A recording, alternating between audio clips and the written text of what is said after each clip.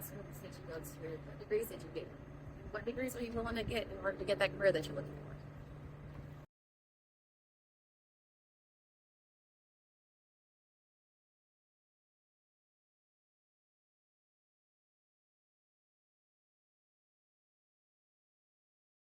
I'm a career counselor. Of course, I think it's important to ask yourself over and over again, what do I want to be when I grow up? Crazy thing is, once we're an adult, you might be shocked about what the answer is.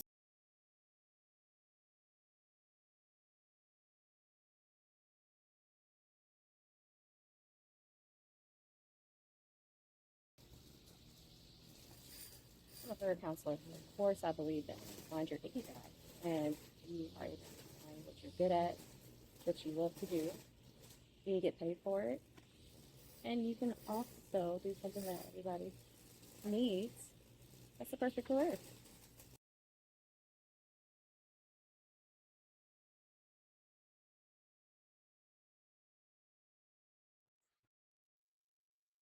Hi, everybody. This has been a long road for me to do this. Feels a little awkward for me to record myself in this way, but I will say that the reason why I'm doing it is because I do want to make a plug for being a career counselor. I know sometimes we think about certain professions within mental health counseling and we're kind of like, oh, that doesn't seem exciting or whatnot. But I do want to make sure that I am representing career counseling in an effective way. So basically, what I want to kind of share a little bit about is really just a day in the life of a career counselor. I think one of the huge pieces that I will say is that definitely not what I expected. I will say this, I am a reluctant career counselor. That was not my goal. That was not my path. That wasn't my intentions, right? And so me being here and saying this is definitely not what I thought would occur. So hopefully if you've gotten past the little, quick advertisement about my beliefs when it comes to being a career counselor, about, you know, what it means to be a career counselor for me.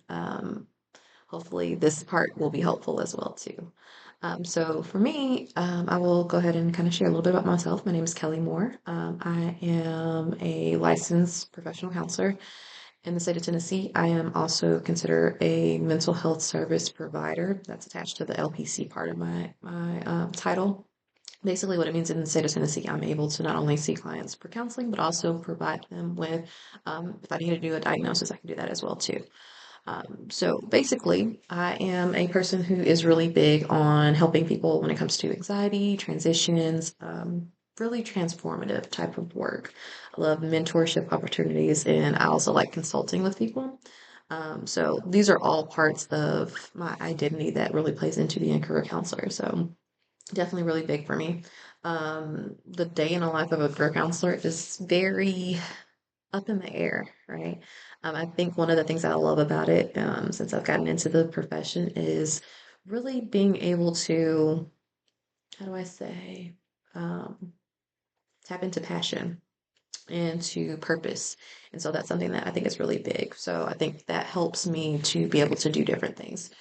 So, for example, as a career counselor, I can't really say that the day to day is typical.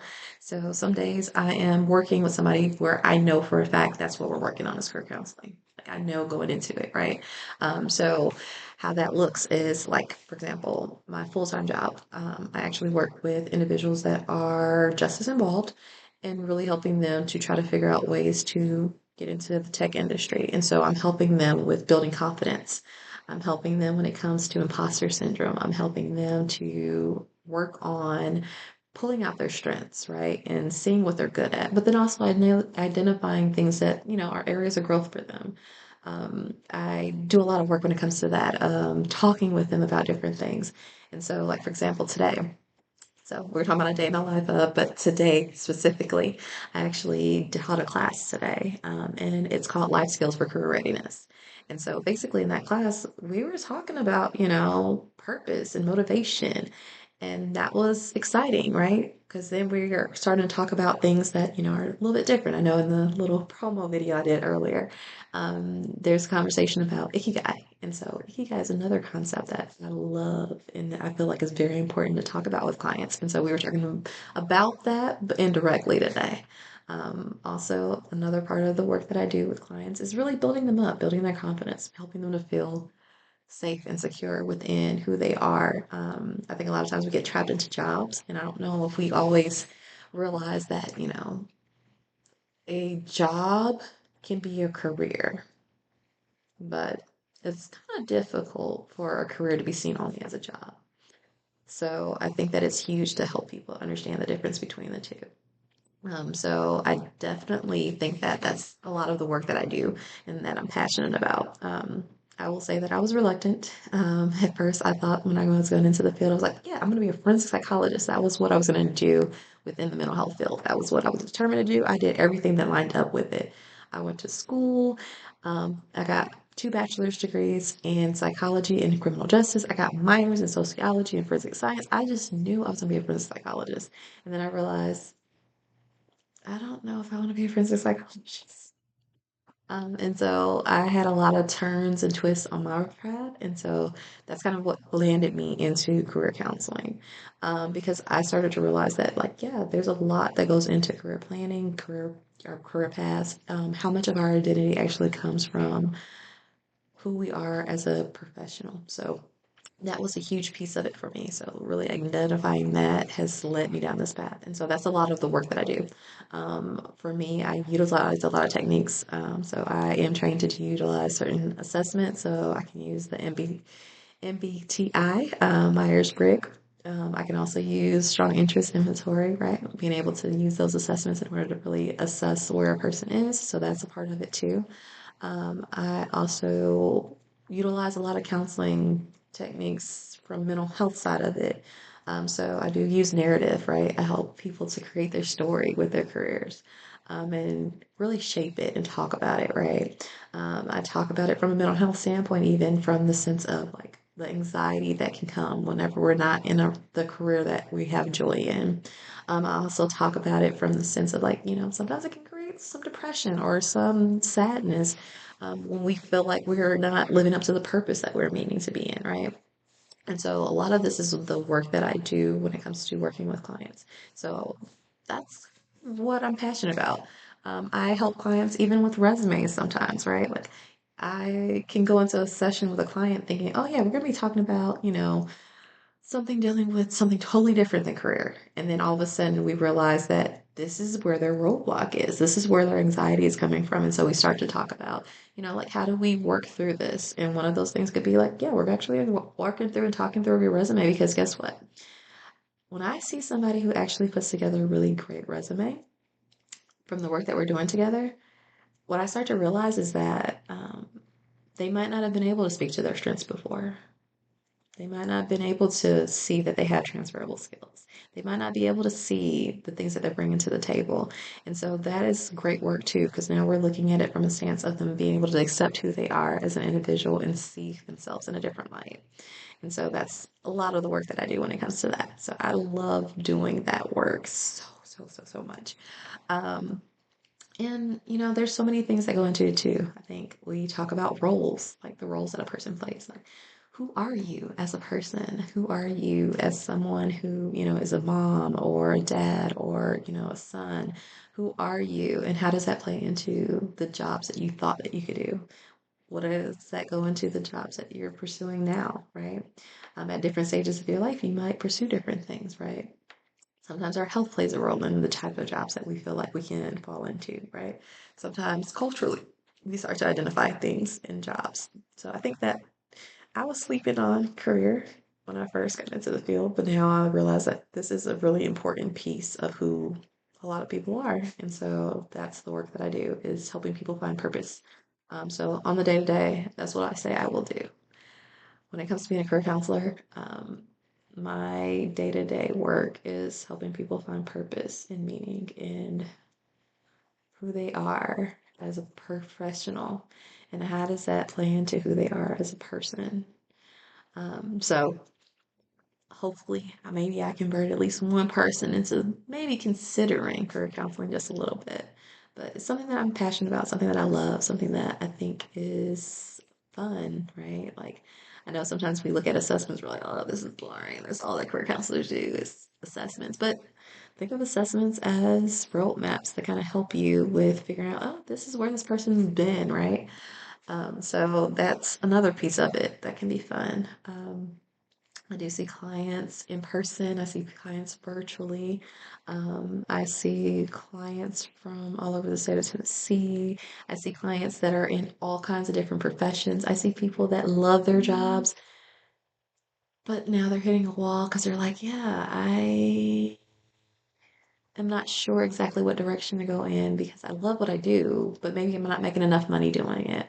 Or people that are like, yeah, I make great money, but I hate what I do. And this isn't what I wanted to do, but everybody in my family told me, let's just do this because that works, right? That makes you money. You're going to be set financially. So let's just do that. I see people that have so much anxiety that they are literally burnt out, right? So if you've experienced any of those things, I think that's the fun part of being a career counselor is when you start to see clients have that aha moment of realizing, yeah, how do I move and pivot these things? And how is it going to affect the rest of my life, other areas of my life? So I know it sounds weird to say that that's fun, but it's fun to me in the sense of like how little I initially place in what we do professionally on how we feel as a person and how important I realize it is now, and helping clients to see it too and be able to navigate in those spaces. So there's a lot of things that I do too that I didn't even mention. Like, for example, I will give clients burnout assessments to see, like, are you burnt out from work? We talk about self-care. How do you take care of yourself? Because one of the, if you ever look at the self-care wheel, one of the aspects and areas of it is actually looking at, the professional side of you. Are you taking breaks? Are you taking vacation? Are you actually saying no and setting boundaries within your employment, right? So there's so much that I do on a regular, and it's so hard to say like, oh yeah, every single day feels the same. Like this is how you do it, right? Oh, and I think another great thing about it too is I was able to actually find this space, right? So I work for a nonprofit full time, but also find it coming up even in my private practice for career counseling, which those two worlds look different, right? So clients will seek me out because I do speak to transformation and transitions. And that's a lot of the conversation that comes up when we talk about careers is transitioning and transformation and finding the you that you want to be and, dealing with trying to really fall into and understand who you are as a person and where you see yourself going. What do you want to be when you grow up? I ask clients that all the time. What do you want to be when you grow up? Because I feel like we're always growing. So definitely part of that conversation. Um, I love what I do. And I think that it's the best thing that could have happened to me because my journey into this profession was really about knowing that it hit home. I had a long road to get here professionally. I switched, like I mentioned earlier, I went from forensic psychology to counseling. I have had other professions that I was interested in. I was interested in being a doctor. I was interested in, you know, back in the day, I was interested in being a mermaid. Can you believe that? That sounds crazy, right? But hey, there's people out here that actually go to parties and are mermaids, right? I was interested in being a professional cartwheeler. I know, right? Like, what is a professional cartwheeler?